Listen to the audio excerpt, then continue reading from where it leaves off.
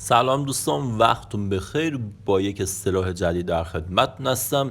بریم اصطلاح رو بخونیم، مثالش هم تجزیه و تحلیل کنیم. قبل اینکه بریم اصطلاح بخونیم، لایک و سابسکرایب یادتون نره.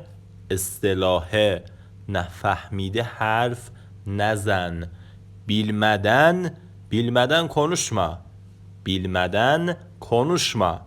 نفهمیده حرف نزن. مثال رو نگاه کن. Bilmeden konuşma. O bana asla ilgi göstermedi. Bilmek به معنای دونستن. ما پسوند منفی ساز هست، دم پسوند از هست. konuşma حرف نزن. konuşmak به معنای حرف زدن.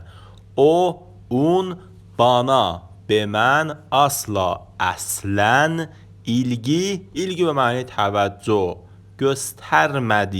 göstermek به معنای نشون دادن. ما پسوند منفی ساز، دی هم پسوند گذشته بود. نگاه کن، میگه bilmeden konuşma. O bana asla ilgi göstermedi.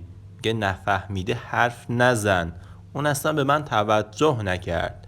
پس حالا نفهمیده حرف نزن. دوستان لایک و سابسکرایب هم یادتون نره. ممنون که هستین.